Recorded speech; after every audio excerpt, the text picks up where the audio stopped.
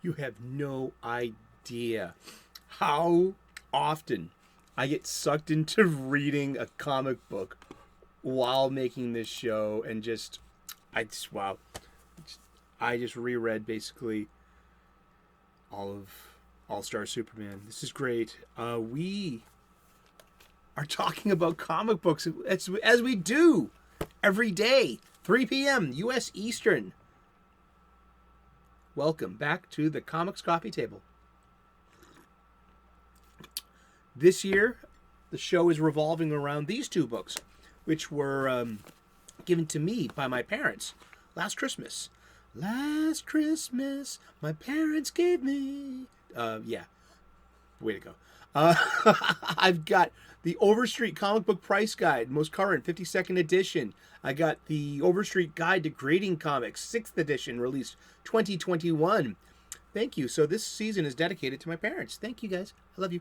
And that's that. So there are links in the description to its Amazon pages where you can get your own copies and play along at home. And I mean, I got a comic book collection. I have to rebag, rebox, and reboard the entire thing.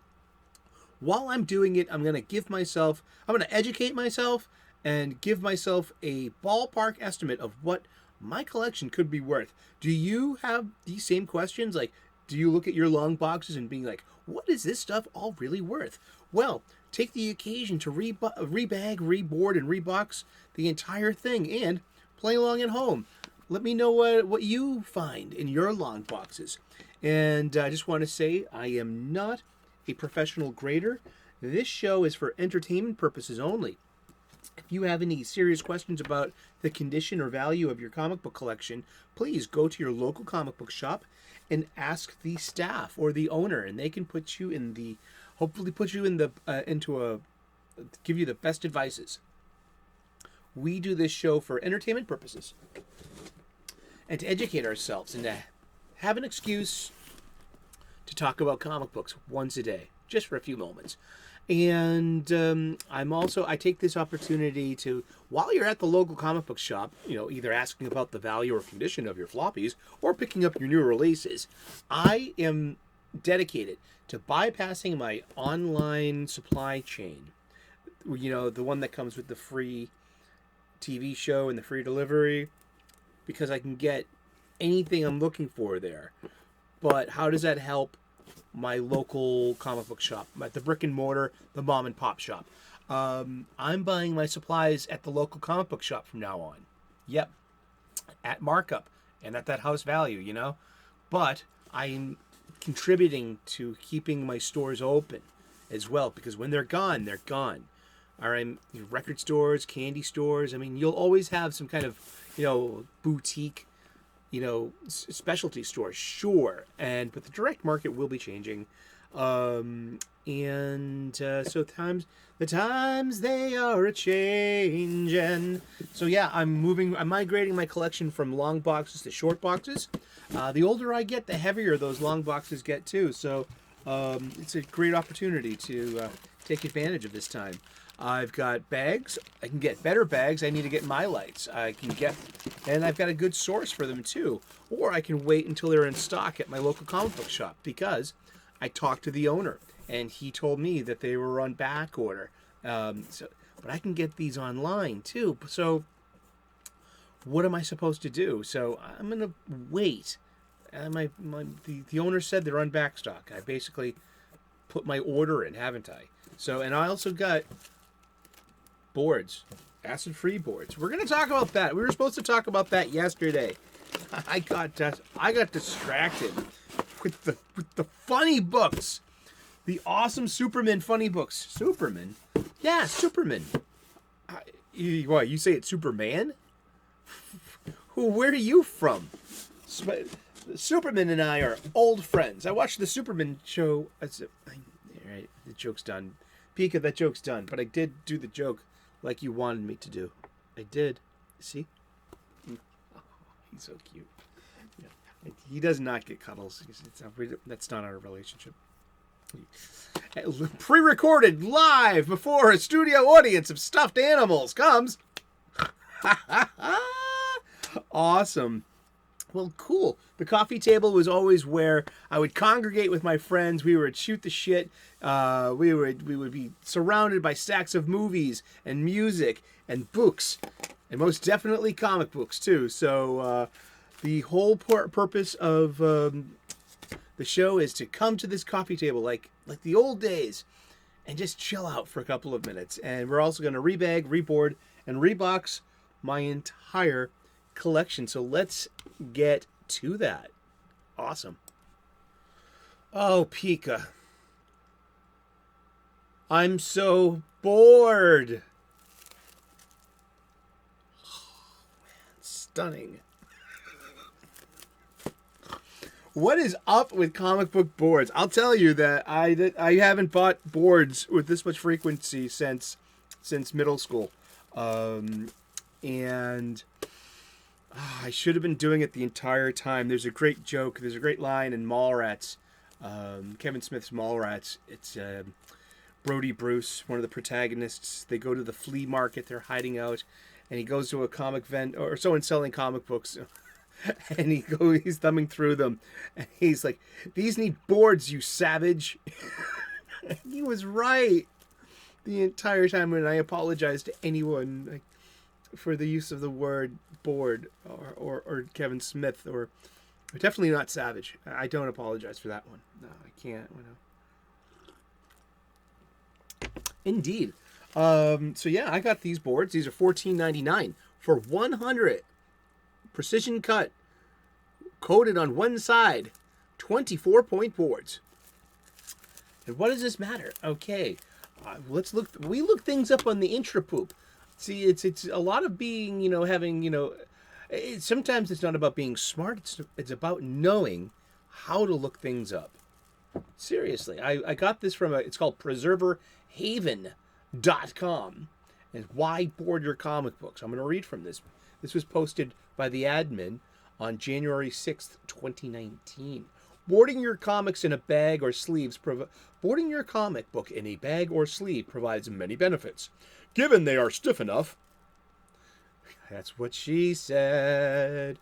Most boards usually are. They support the comic book spine and maintain a flat, stiffened position, which prevents bending and creasing. Ideally, the board should be acid-free and archival safe. Acid-free. This does not say archival safe, though. What am I doing with this? I'm buying what's available to me at my local comic book shop.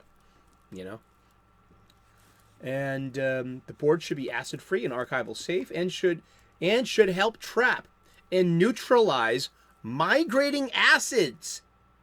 There we go. Science! These properties prevent damage.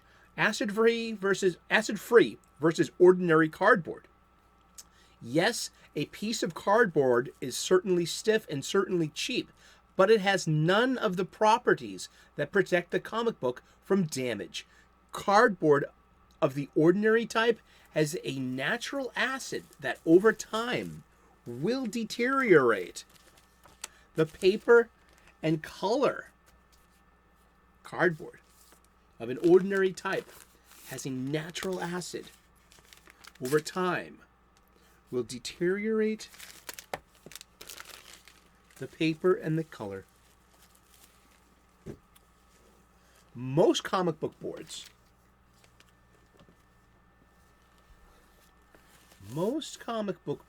have a molecular sieve that can trap migrating acids from the comic's paper and neutralize them. A buffered acid-free board is also efficient in preventing acid migration, but cannot trap nor neutralize improper use of nor. No, I'm just kidding. I am not the grammar police. No way. Not me, this guy. No way. A buffered acid-free board is also efficient in preventing acid migration, but cannot trap nor neutralize said acids. The term acid-free and archival safe are used interchangeably by backing board manufacturers, but they are not the same thing. Acid-free means your board is manufactured with a minimum pH of 7 or higher throughout to maintain the pH to maintain pH neutral, and pH of 7 would be water, with 14 being the highest, and 0 being the lowest. One is acid, one is base. That's all the chemistry I remember. I can look it up too. These are generally white on both sides, lignin-free and contaminant-free. Fun fact, the best boards are actually made from cotton. That's cool. And acid-free may also describe boards that are manufactured with an alkaline buffer coating on one side. These have a gloss coat on one side, a smoother side to neutralize the acid. It should be touching the comic, not the matte side. However, this is not guaranteed that your item won't become acidic later. A better description would be acid-free at the time of manufacture. Backing boards with a glossy side are not always acid-free. They are suitable for short-term storage and can last longer when kept in a safe environment. There is also a link for an interesting pH test on different backing boards, which is from CGC themselves. Interesting. The comics guarantee, yeah. I mean, see, they're one of the 3 major slabbers of comics. Yeah, and that's a little primer on acid-free boards. Because someone asked me on a different live stream, and I thought it was that I was kind of right that plain cardboard over time, especially if you have a catalyst such as the humidity and just water in the air, and it's just, those things are definitely just going to react with your pages anyway. But I guess if there's any inert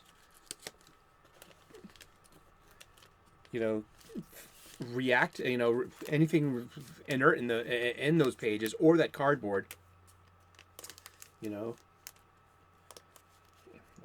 Will someone science-minded tell me if anything inert needs a catalyst or something? I have no idea. You know who I'm talking to. One of you. You're very sciencey. I trust you with this stuff. Yep, here we go. This was a fun issue. Actually, before you put it... Oh, we should have looked at it. Okay, we will. Yeah, before we... We're going to look at this. We're going to appreciate this for a moment. Discussions about the safety of... And this one comes from 2011, January 16, from M. Schmidt on the CGC boards. On the boards, the old-fashioned, message boards. Discussions about the safety of comic book storage supplies seem to crop up on this board relatively frequently, so I figured it was about time to put the science goggles and actually test a bunch of different backing boards in order to see which are truly archival safe and which, to put nicely, don't live up to their manufacturer's lofty claims.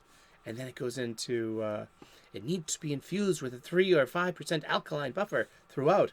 And this buffer is typically calcium carbonate, and it needs to have an alkaline pH. And I just, too much. Back to the funnies. This is funny. All right, this is Clark Kent, the reporter, going into prison to see, to interview Lex Luthor. Lex Luthor, okay, this is interesting, all right, because this sets up the payoff at the end. This is the opening page, one huge splash page. What is this? It's the trial of Lex Luthor. And, okay, so superheroes are singular, usually. And sometimes they band together in groups, leagues, or societies, teams. And so this is interesting. This is about, you have freely admitted these vile and appalling criminals are Superman made me do it. He should be on trial here, bitter to the end. But what's his sentence? Even in an enlightened society, by this very interesting and idealistic author, Grant Morrison. People, Superman won't kill, or usually doesn't, or probably doesn't kill humans, non-powered humans, like Dispense Justice. I can already hear the Man of Steel people in the background. See, Fatal J, that you? I can hear you, buddy. I kind of agree with that. Like, Zod wasn't human. Zod was Kryptonian and a true threat. So that was more like Kryptonian on Kryptonian violence. I think there's a lot to unpack at the end of Man of Steel. But that's a conversation for another day. But a group of humans, peers, equals, inequity, not inequity, with equity of diverse and the human population have tried Lex Luthor guilty for crimes against humanity, and the sentence is death in the electric chair. And that will pay off at the end as well. So here comes Clark Kent to interview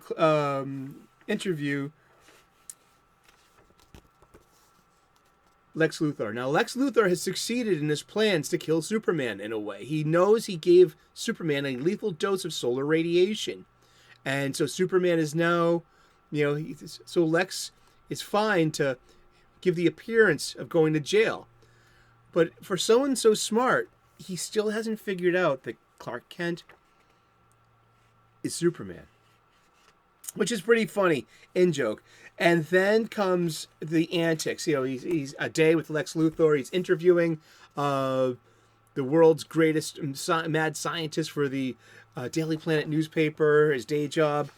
And Parasite, one of the most classic Superman villains, is in a few cells over and can feel the energy. The Parasite's whole thing is that Superman is just a giant source of supper for him. That is this source of energy. Parasite can feel is eating Superman's solar energy from across the prison. That he's drawn to Clark Kent, and this becomes a buddy chase movie with Parasite trying to get to Clark, who's purposely doing the whole bumbling thing, and discreetly using his superpowers while trying to get them out. And at the end of it, it's Lex Luthor uses it as an opportunity to escape prison. And there's his niece, his henchwoman waiting for him, and then there's even some mythological connotations here about the travel through the underworld as well too, in a way. And just issue 6 real quick. Okay, this could be the crux of James Gunn's Superman Legacy movie coming out. I mean, all you need is a properly represented one Superman, respectfully, elegantly done, and then you can elaborate from there. And you could just, this brings up one of my favorite Grant Morrison conceits. This is a sad day. This is based around the day that Jonathan Kent died. Now, Jonathan Kent, Superman's father, usually, there are 3 distinct so far. But if the Superman 1978 Richard Donner movie had this story note, and when does Jonathan? That's a good question. Because Jonathan Kent usually passes away sometime during the Superboy years. It's when Superboy becomes Superman. And when did Jonathan Kent come back from the dead? I think that was in the John Byrne post-Crisis. Okay. And Action Comics. Pika, we should have done better notes here. Oh, this is from the Smallville Wiki, but he even dies in Smallville, the TV show. That's a Smallville Wiki, Peaky. Oh boy, does Jonathan Kent come back to life? Although still alive in the comics, he suffers a heart attack. Meets him in. All right, we'll catch up on that later. But Superman's dad dies in a few of the iterations. The most current iteration, he has got both of his parents, and it's been that way for about 30 years or so, maybe more. But this is what we have here is, Superboy, Crypto, Smallville, and who are you? That is the Superman of the 853rd century. There was a great conceit that in 1998 that Grant Morrison did called DC 1 Million, where if you took the first issue of, I think either one of the first DC comics, either 1935 or More Fun comics, or would it be Action Comics #1 in 1938? Not sure. Yet if those published up to issue 1 million, when would that be? Given a proper monthly release, so that's 12 issues a year. Issue 1 million would be released in the 853rd century. So this is the Superman of the 853rd century. Superman's legacy extends all the way to that far future. And guess what? There are so many Supermen in between. And then there's the mystery, the unknown Superman. And so this is a team up of the Superman squad. And then there's the fifth dimensional, not Mixtickleplick, but that's a Superman from the future that a princess from the fifth dimension married one of the Supermen, and that's the part of their line. Isn't that cool? And this is wonderful. It's Superboy. He's like, I can't hear his heartbeat, and he's just like, that's just. Why can't I hear my pa's heartbeat? And then, because they're on this huge fight against the Chronovore, an enemy that outside of time that eats space time, and so you have only a team of Supermen can defeat him. But look, there's Superboy. He's going so fast.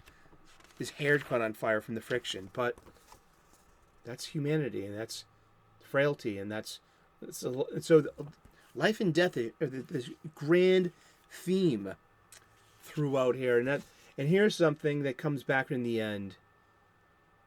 That's the prime Superman. That is, he's speaking to himself right now in a way. Which one of my descendants are you? And because this is the Superman that fixed the sun, and this is the Superman. But just like, look, it's just like Superman can have this, can represent the huge spectrum of humanity. It just starts here with, and there's that wonderful last thing, and just it's Superman thinking about his own upcoming demise, remembering that day that his father died. That he was there too, because he was the unknown Superman. Jonathan understood that too. He could hear it in his voice. That was a great moment. And we don't get the reveal till the end. Look at that the question mark on his chest logo. The unknown Superman. It was so cool. This is a good funny book, and I'm gonna leave it with the last issue. We're gonna skip over Zabaro, which is a shame, but in the end, this is the last issue. And in the end, Lex Luthor avoids his execution by taking the same formula that Lois did earlier, and for 24 hours he'll have all of Superman's powers. But just as Lois could perceive the world as Superman does, Lex keeps stopping mid-fight, thinking like look, listen, I keep having these thoughts, these grand thoughts. It's like, not as weird as you. I've seen it across the entire electromagnetic spectrum. Einstein failed to unify the gravitational force with the other three, but he had no experience of this. And then this is about changing your paradigm. This is about, it's so obvious. I can actually see and hear and feel and taste it. The fundamental, this is great. This is how he sees all the time, every day. Like, it's just it's in here. it's all just us in here together, and we're all we've got. That's empathy. That's unity consciousness. That's spiritual growth. And here's their last moment. I love you, Superman. They kiss. I love you, Lois Lane. Until the end of time. Look, I'm getting goosebumps. I love these melodramatic, romantic moments. And then in the end, the Superman, because the sun got broken. And in the end, Superman had to go fix the sun. And that's where he's been hanging out for all those years, fixing all those millennia, hundreds and thousands of years. And that's that golden Superman that comes out at the end there. But there's hope. Superman left us all of his accumulated knowledge and science. There will be another Superman. To be continued. Isn't that great? This is All-Star Superman. Thank you so much for coming down this memory lane of this wonderful comic book. All together with the two $8 comic books, and we got that means we got 12 issues. That means we get 10 issues at $3, valued at $3 in the book. That's $30. We've got 2 issues valued at $8 at $16, giving us a grand total of $46. This 12 issue run of original first print comics are worth. And now comes speculators and the market. And let's see, we're keeping these, of course. These are well loved. I mean, they're a dings and fold. I mean, like, they're in great condition. They really are in great condition. Just it's about corners and spine cracks, you know, and not many of them either. I mean, but hopefully the movie is based on this. And this love can be shared with the world. And once again, we can have an aspirational, hopeful Superman that uplifts us all. That we can all, you know, we can all put a. Yes, we can all take a towel. Know where your towel's at, and put it around and be like a kid and clip it. And now you have dun dun dun dun dun dun dun dun dun dun dun dun dun. You know, it should be the other way. I know. I'm a big kid. You need to clip it here and here. So, you know, there you go. That's more like it. Or clip it here. Yeah. There we go. How you like that? Thank you so very much. We've been talking about comic books, and we're going to talk about comic books every day for the rest of the year. Tune in tomorrow, 3:30, 3 o'clock. 3:30? Where did you get that, man? Tune in tomorrow, 3 p.m. U.S. Eastern, daily. We talk about comic books here at the Comics Coffee Table. Please, I would love to earn your subscription. Click that subscribe button if you haven't already. We got to wrap this up. Sometimes you get long in the tooth, Pika. I know. Have a great day. God bless. Namaste. Good luck. We will see you tomorrow in those funny pages. Ciao. Bye-bye.